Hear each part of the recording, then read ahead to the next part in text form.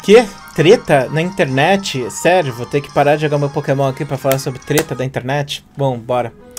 Então é o seguinte, meus amigos, o Victor, metaforando, viveu o suficiente pra se tornar vilão dele mesmo. Eu gosto bastante dessa frase, eu acho ela bem legal.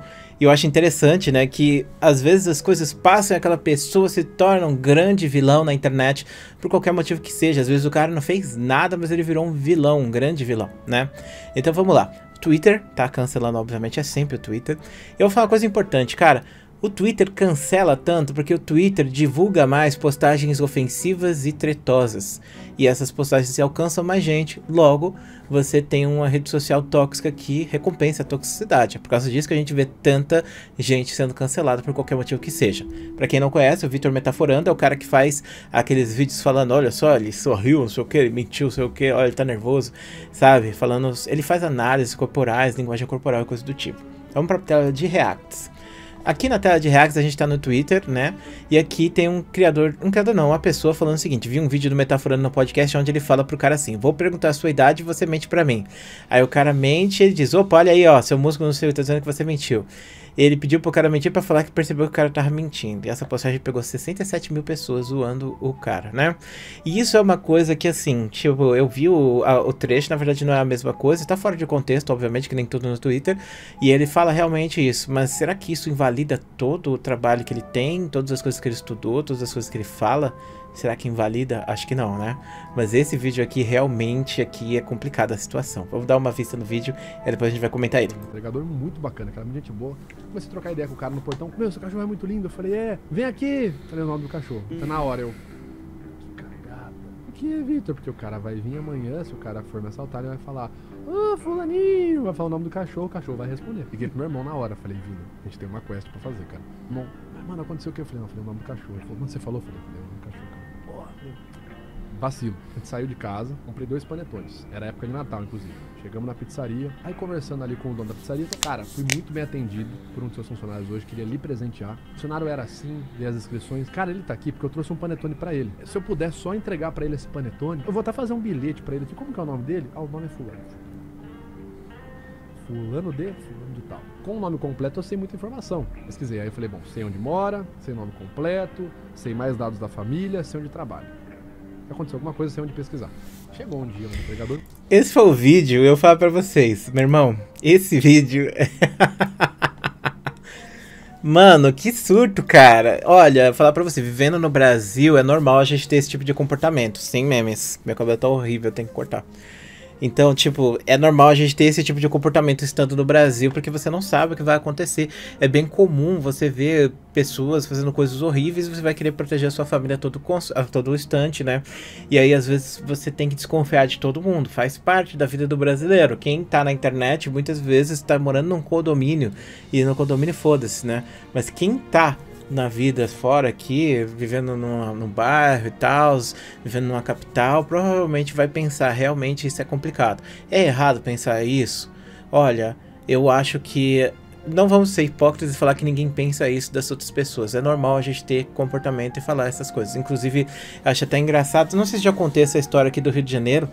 Uma vez eu tava na esquina, né, tava ajudando a minha esposa a fechar a loja dela. E aí eu tava fechando, carregando umas coisas, né, e aí nesse momento tinha um cara na esquina, sentado não, de pé. E ele tava sem camiseta e tava com shorts pra baixo, a cueca de fora, e ele tava muito invocado, uma cara assim. E aí eu olhei pra ele e pensei, caraca, mano, esse cara parece até bandido, não sei o que. Aí eu pensei, nossa, mano, que preconceito você tem. Como você pode pensar isso daquele cara? Às vezes é só um maluco que passou um dia ruim e tá lá olhando a esquina assim com raiva, sabe? E aí eu fiquei pensando, pô, Dark, você é muito vacilão. Passou 5 segundos, o cara puxou uma pistola automática, parou um carro, roubou o carro, sequestrou o maluco, foi lá pra frente, aí a polícia foi atrás dele, aí deram um monte de tiro, foi uma treta. Aquele dia foi o primeiro dia que eu tive que deitar no chão aqui no Rio de Janeiro. Então, é complicado esse tipo de situação. É complicado julgar e falar que o Victor tá errado de pensar assim, ainda mais que a gente tá falando de um podcast longo, a gente não sabe qual é o contexto dessa fala, a gente não sabe qual é o contexto de tudo, mas as pessoas estão distorcendo isso e sempre é aquela discussão, porque está dizendo que os trabalhadores estão, os pobres estão bandidos, não sei o que. Não, pobre não é bandido, a gente é pobre, mas é aquilo, a gente é criado a pegar e sempre ter um pé atrás. no Brasil. E eu acho que isso faz parte. Então, eu acho que esse vídeo é surto demais. Foi surtado demais ir lá na pizzaria e ver essas coisas e tal. É muito surto essa parada, mas ao mesmo tempo é um comportamento defensivo que as pessoas geralmente têm. E isso não tenho como criticar. É um comportamento que a minha mãe tem, é um comportamento que a sua mãe provavelmente tem, é um comportamento que você provavelmente tem. E aí vamos falar que o cara tá zoando. Não, ele não tá xingando os trabalhadores, ele não tá xingando ninguém, ele só estava sendo cauteloso em relação a uma situação que aconteceu lá. Agora vamos falar sobre a segunda parte desse vídeo, que é o seguinte: as pessoas começaram a levantar então que o que o Victor Metaforando faz não é verdade, é tudo mentira.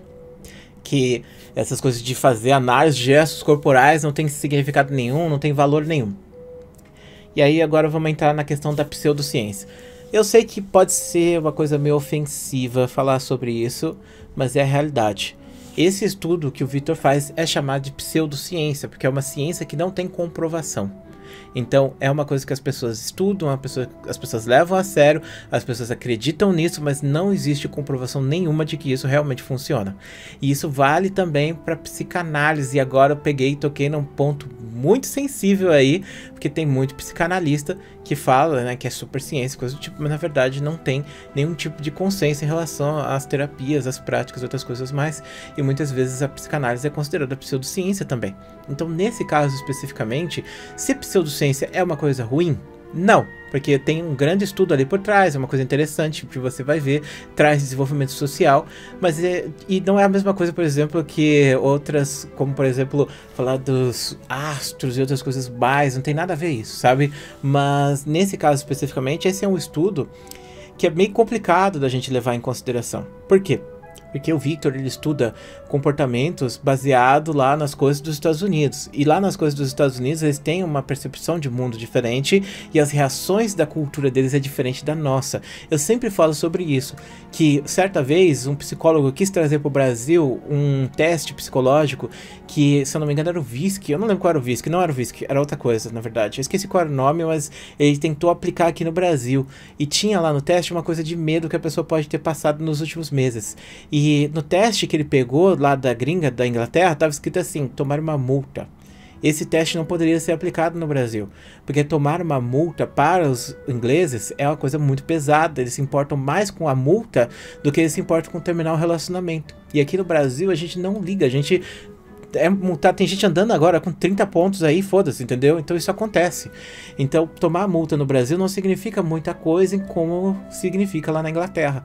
Então como você pode pegar um teste de expressão corporal dos Estados Unidos e aplicar no Brasil, sendo que as expressões corporais do Brasil são completamente diferentes? A gente, por exemplo, quando vai se cumprimentar, a gente se abraça, a gente dá beijinho, a gente faz um monte de coisa. Lá na gringa, eles acham que isso é coisa feia de fazer, eles não gostam disso, então as expressões corporais deles são diferentes. Uma coisa que eu aprendi recentemente é que lá na Coreia eles colocam um monte de coisa pirulipa do papapá na televisão, porque eles não são tão expressivos, e a forma que eles têm de demonstrar as expressões deles é através desses emotes, dessas coisas que aparecem na tela. Por isso que quando você vai assistir um programa coreano tem um monte de letra, um monte de coisa aparecendo.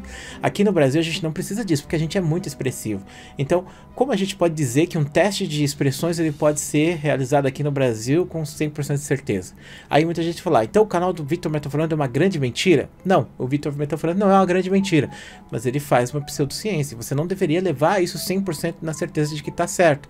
Eu acho que esse é o grande problema. Uma coisa que eu aprendi na faculdade de psicologia é que você nunca deve dar certeza de nada, porque você não tem como ter certeza de nada. Você não tem como saber o que existe na vida da pessoa. Na minha vida, por exemplo, eu posso ver a cor branca como se ela fosse preta e a cor preta como se ela fosse branca, e você nunca vai saber. O meu céu pode ser vermelho e o seu céu pode ser azul. Pode ser que a gente está trocado nesses aspectos. Já para pensar nisso, que alguma pessoa no mundo ela pode estar vendo o céu vermelho agora porque as cores dela estão trocadas e tanto faz, não vai fazer a mínima diferença na vida dela, só na interpretação de mundo que ela tem. Então, como você pode pegar e julgar uma pessoa, dizer que essa pessoa fez uma coisa errada porque você olhou um comportamento dela? Na verdade, você está caindo numa pós-verdade, que a gente sempre discute aqui. O que é uma pós-verdade? Pós-verdade é quando você vê um comportamento e você quer confirmar aquilo. Por exemplo, uma pessoa que você não gosta, ela foi acusada acusado de fazer um crime ou de fazer alguma coisa errada. Aí você vai lá e diz, essa pessoa deve ter feito isso mesmo, mas eu não tenho como confirmar isso. Aí vai lá alguém que faz o comportamento, né, analisa, tipo, olha só, ele levantou a cara ali, aí quer dizer que ele é criminoso sim. Aí você, é isso, porque ele disse aquilo, confirma a sua teoria e você acredita nisso como se fosse uma realidade, mas aquilo não é uma realidade, então você não tem como trazer certeza nenhuma. E pelo que eu sei do Victor, ele sempre se expressou falando que isso é um negócio de comportamento, de análise, que ele faz esses vídeos como estudo, simplesmente para mostrar para as pessoas como funciona, coisa do tipo, não para trazer certezas.